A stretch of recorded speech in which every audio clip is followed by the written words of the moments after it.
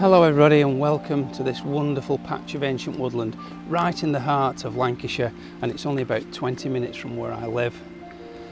It's quite dull and overcast at the moment. When I arrived it was very bright and sunny, and these are the sort of the conditions that I'm looking for whilst I'm here at the moment, and the chances are when I get set up the sun will come out and it'll be like that for the rest of the afternoon, but we've got quite a mixed bag of conditions above me at the moment. So the reason I've come today is not to shoot bluebells. You'll be very pleased to hear. I think every man and his dog this year have done bluebells at some point, and whilst that's wonderful and I love shooting bluebells, I've missed them this year.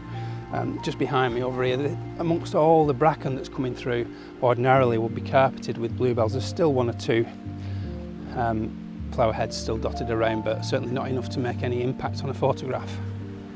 So the reason I'm here is to try out a new bit of kit. Those of you that know me will be familiar with the filter system that I use, which is the Lee filter system. I've been using Lee filters for about 20 years and they've served me really well. But just before Christmas I moved from Canon full frame over to Pentax medium format, the 645Z, and it's a lovely camera. Lenses are huge, and that got me thinking whether that resin filter in front of the lens is compromising the quality of the shots. It's no good going to such a large sensor with beautiful big glass and then putting filters that aren't appropriate for that glass, those optics. So with that in mind, I started looking further afield, and one of the manufacturers that I looked at was Kase, and that's spelled K-A-S-E.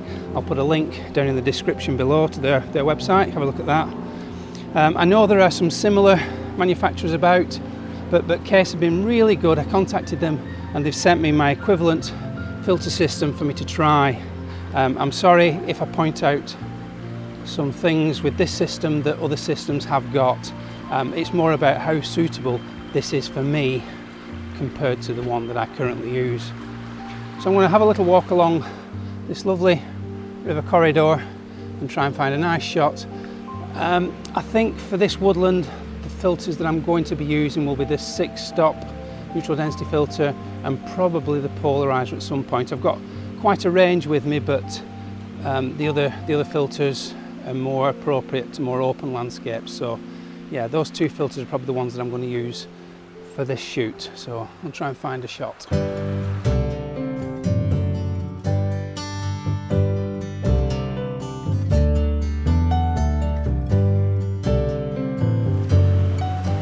So it's certainly a really mixed bag of conditions today. Bright sunshine now. About 10 minutes ago it was throwing it down. I was sheltering under the little bridge over there. It stopped finally, and I found a shot that I'm going to have a go at. It's not a killer shot, don't for 1 minute think it will be. I'll probably do a bit of post-processing work to try and make it the best I can do, but in terms of colours, that's the main point today. Colour accuracy is what I'm looking for out of this filter system. I've got a bit of nice framing. There's an elm tree just behind me that will frame the shot. There's a bit of a sandy bank at the bottom that'll create my foreground. We've got some wet rocks, pebbles just at the side of the river there, which the polarizer will be able to hopefully get rid of that reflection. We can try that out. But crucially, that 6-stop filter, which I'm going to use to slow the water down, is whether that's going to change any of the colours or not. I'll put the shot on. I will do a bit of post-processing work because I'm trying to get a nice picture as best as I can, but what I won't alter is the colour accuracy. So get set up and give it a go.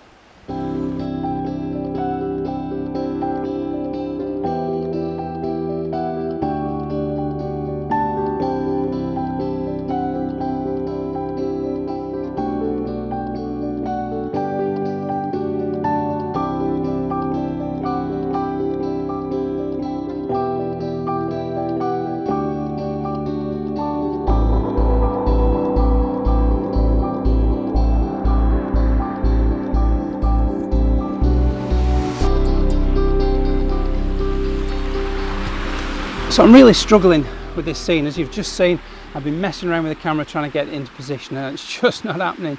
The sun is well and truly out and all the light in my foreground and around my scene is very dappled. and it's creating quite a chaotic look. And when I arrived and saw the image, saw the scene in the first instance, it was in deep shade and it looked quite nice. Now that the light is on it the way it is, I'm struggling to see any beauty in the shot whatsoever. But hopefully that cloud will come back over and we'll get something in the not too distant future.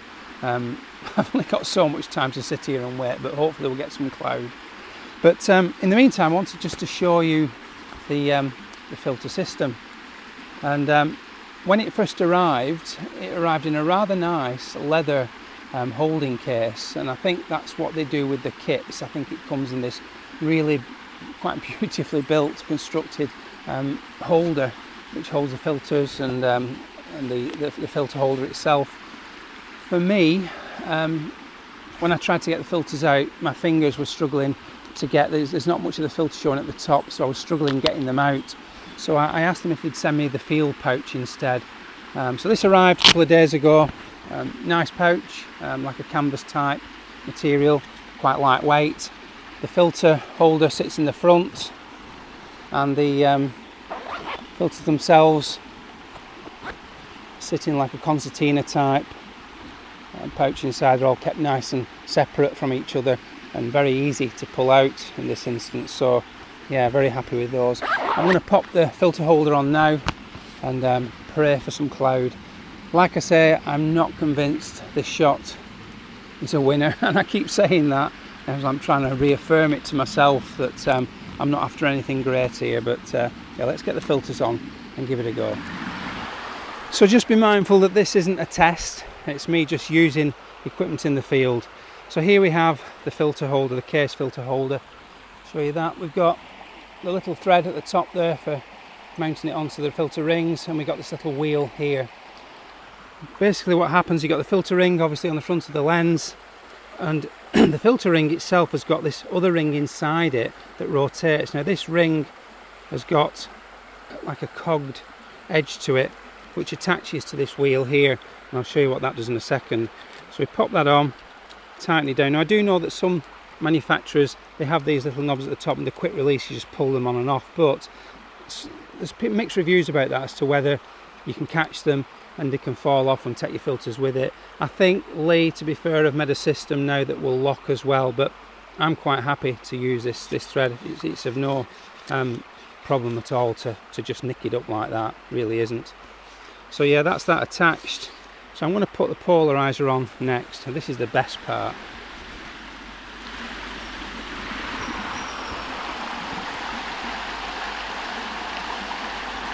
Whether you heard that, just under the bridge, a little dipper. Probably got young somewhere. Anyway, here we have the polarizer, quite slim, and it just literally drops in. It's magnetic, and that's absolutely amazing. No effort needed. One of my real gripes with the Lee polarizer was it's very, very thin, just like this one, but trying to get it onto the thread was an absolute nightmare. This is really easy. It just pops straight on, and to get it off you just put your nail behind it and just flick it out like that. Very, very simple. Pop it on and it just sits in snugly, and the best part is it's not at the front of the holder, so none of that nasty vignetting that you get when your polarizers attached to the front of the filter holder. Pop that on, the polarizer in, and the wheel's already engaged there at the side, and the polarizer's rotating. That's really good. I like it. So this is the 6 stop. Now I did say to Kase that I would have preferred these nowadays being 150mm tall rather than 100mm square, and the response to that was, well, we do those. So because I find that when you get them in, I find them difficult to get out again. That's just one of my gripes, but apparently they do the tall ones as well, so perfect. What I haven't mentioned about this filter holder is that the gasket that you normally see on the Lee 6-stop filter, where it's attached to the actual glass itself, on the Kase filters it's on the filter holder. So this slides in and it sits really snugly against that gasket. It's like a high density foam gasket, and it completely traps any light leakage from getting in. And one of the best parts about this is that if it's raining, your lens is fully protected from the elements. So that's the 6-stop neutral density filter in place and the polarizer in place. So let's see how this shot looks. We've finally got some cloud, and hopefully this scene will look a little bit something like, and I won't be too embarrassed about putting it on at the end. Oh. So one thing I forgot to mention earlier about these filters is that they're all nano coated, which means water doesn't stick to them, and if you're used to using Lee filters like me, that is an absolute dream come true. There's one or two little droplets on there, but literally spotless. That takes some beating. I'm well and truly impressed by that. Let's get back to the photograph. So I'm having some really tricky conditions to work in. I've just spent half an hour. That shower cap, started with it on the camera, protecting the camera, and a poo bag, would you believe, on the little camera there, but it got so heavy the camera had to go in the bag, and I stood around in the woodland hoping no one would come and see me while I had this on my head. And now that battery's about to go flat. Right, that's the battery change. Let's get this done, because I don't think I could stand another rain shower. We've got some beautiful blue sky above me at the moment, but that's creating some problems with dapple light. But I'm not going to let that bother this shot. It's not what it's about. It's about the filtration and whether it's working. Right, so I've got the 6-stop and the polarizer, so I'm losing 7 stops of light. So I've got the remote release on. We're about 35 seconds exposure time at f16. So let's get that on. The camera up. I've already pre-focused, so it's good to go. Here we go. 35 seconds. I'll see you back here in half a minute. 5, 4, 3, 2, 1.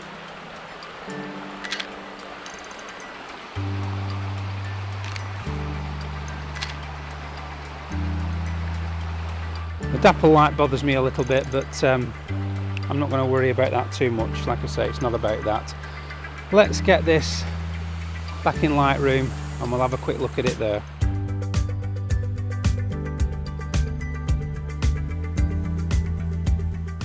So here we have the actual raw file that was taken in the woodland.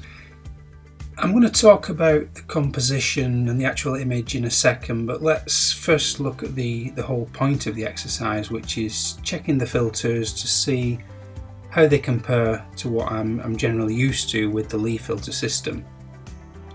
And immediately I can see that the colour accuracy is absolutely on point. So the greens, which is the overriding colour in this particular image, are certainly as I would expect them to be. Now, as is always the case with a raw file, everything looks a little bit on the uninspiring side, let's say. The colours are very flat and muted, and in a moment we'll look at the finished processed image and see how that compares. But as I say, the raw file is exactly as I would have hoped it to be. The colours are very representative of what I would expect them to be with a shot taken without a filter. So I suppose in that respect, the polarizer and the neutral density filter have scored quite highly on the colour accuracy scale. Looking at the polarization of the scene, the great thing about this particular shot is that just before the image was taken, we'd had quite a lot of heavy rain. So all the vegetation was completely covered in water. There's lots of shiny surfaces, and no matter where I look on this scene, there's not any reflections at all. So actually, considering I had a wide angle lens on, the polarizer has done an extremely good job of getting rid of the reflections across all the surfaces. If you look at the water, it's reasonably transparent. Like I said, the surface of the leaves, there's no reflective surfaces on those, and the pebbles, which I mentioned in the shot, are also nice and clearly represented with no reflected surfaces on the top edges. So yeah, the polarizer also scores very, very highly as far as I'm concerned, so it's a big tick in the box for those two filters. So let's now have a look at the scene itself, which came as a bit of a surprise to me. Let's look at that in more detail. I'm going to put the processed image on now, as that's really what I want to review whilst I'm talking about that next. So here we have the fully finished processed image, and as you can see, the colours are a lot more vibrant, and it's very typical of a processed RAW file, and this is generally the result that I'm trying to achieve once I've processed the image. Essentially what I've used is a series of radial filters to help lead your eye through the composition, as well as some slight colour tweaks with the highlights and shadows, in terms of introducing some colour casts into those areas as well.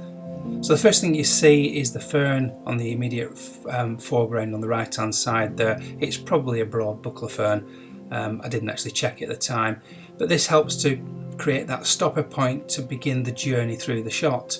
On the left hand side you've got what looks like Dog's Mercury. This is an ancient woodland indicator plant, and what I did with that is I toned that down a little bit, and I've added a little bit of a blue cast to it just to make it look more cooler, so it's in more of a shady environment, and that draws your attention away from that area and helps you focus on going forward.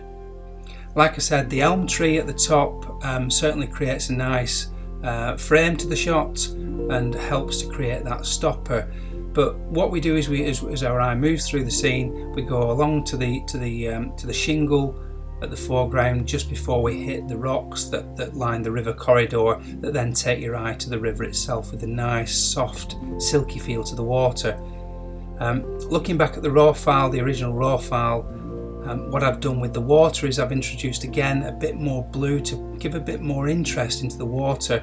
Water generally looks a little bit lackluster if you don't give that coolness to it. You just leave it to go that sort of yellowy colour that it tends to take on when it's in a woodland setting. So I've just altered the colour balance of the white parts of the water just to help that. Overall, this image I found was really quite interesting because, generally speaking, I get quite tired of looking at my photographs very, very quickly.